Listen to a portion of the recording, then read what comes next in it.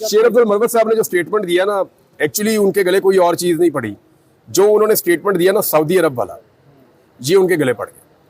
जो सऊदी अरब के खिलाफ उन्होंने स्टेटमेंट दिया है, ये उनको नहीं देना चाहिए था। ना उनको पार्टी में से किसी ने कहा था कि ये स्टेटमेंट आप दें। अब ये पार्टी खुद ही इंक्वायरी कर ले कि उन्होंने कैसे ये स्टेटमेंट दे दिया और क्यों दे दिया। मे बी इमरान खान साहब या उनकी पार्टी के लोग इस नतीजे पे पहुंचे हो।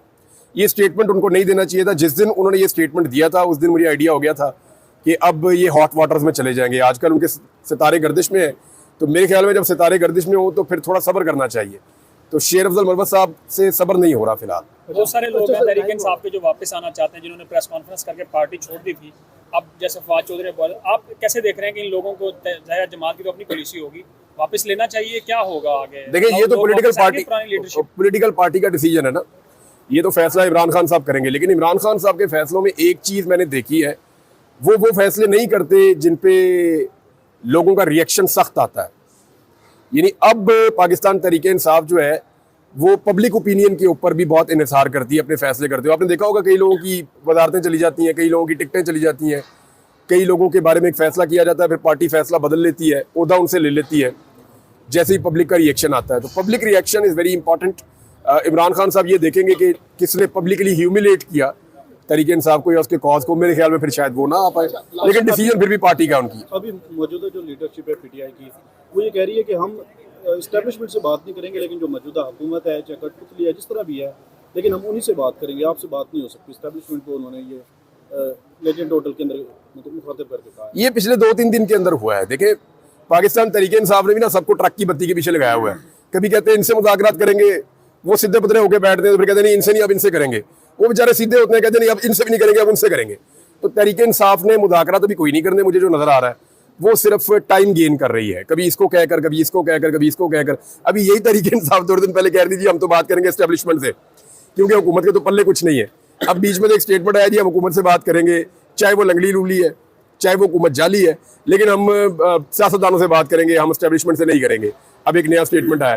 तो ये तहरीक इंसाफ ने भी ट्रक की बत्ती के पीछे लगाया हुआ है सबको। इमरान जाद साहब, शेर अफजल मरवत साहब ने 9 मई के बाद जिस तरीके से पीटीआई को बंद गली से निकाला और जिस तरीके से एक मोमेंटम क्रिएट किया, क्या आपको लगता है कि इस बयान से जो आपने कहा कि सऊदी एम्बेसडर के हवाले से या सऊदी हुकूमत के हवाले से उन्होंने कहा, तो क्या इस बयान को जवाब बनाकर उनको साइड लाइन किया जाना है? देखिए, एक बात सख्त है, लेकिन मैं यहाँ आपको कह देता हूँ, एक बात सख्त है, मैं आपको ये कह देता हूँ, इस वक्त जो गैर मकबूल तरीन पोलिटिकल पार्टीज हैं उनमें एक पार्टी मियाँ नवाज शरीफ की है। क्या शेर अफजल मरवत आज निकले मियाँ नवाज शरीफ के लिए पूरे खैबर पख्तूनख्वा में लोगों को निकाल पाएंगे? नहीं निकाल पाएंगे। तो पहले क्यों निकाल लिया था? बस बात आपने खुद ही जवाब दे दिया है।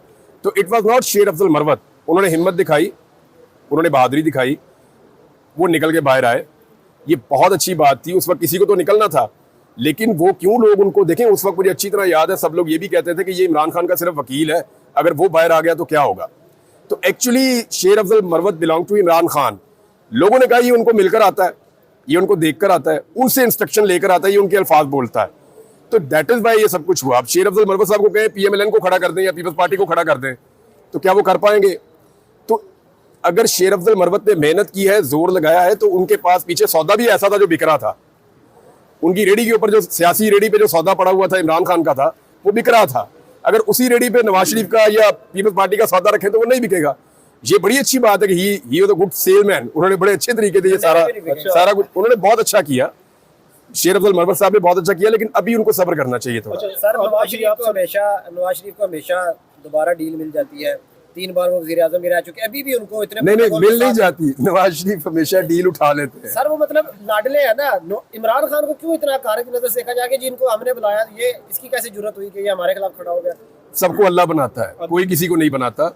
इमरान भाई, जो लोग ये कहते हैं ना कि इमरान खान को हमने बनाया, वो उस वक्त कॉलेज में पढ़ा करते थे जब वो बन गया था। अल्लाह बनाने वाला है, कोई किसी को नहीं बनाता। अभी आप लाहौर में हैं, ज़िमनी इंतखाबात हुए हैं, मरियम नवाज की बड़ी तारीफ की गई है कि उनकी वजह से ये पंजाब के अंदर इलेक्शन जीते हैं। आप उनकी कारकर्दगी कैसे देख रहे हैं? इलेक्शन करवाओ सिर्फ, फिर देखो कारकर्दगी।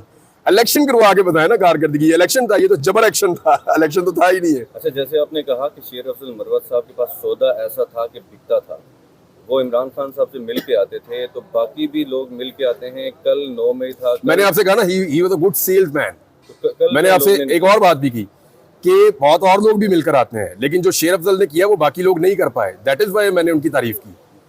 तो लेकिन इस वक्त सिचुएशन ऐसी है कि शेर अफजल मरवत साहब से एक गलती हो गई है, उन्होंने खुद उसका एतराफ़ भी किया है, तो अभी उनको ना खामोश रहना चाहिए थोड़ा अर्सा। शेर अब्दुल मरवत इस वक्त पाकिस्तान तहरीक इंसाफ के बड़े कद वाले सियासतदान तो बन गए, अभी आपने सेल्समैन भी बोल दिया।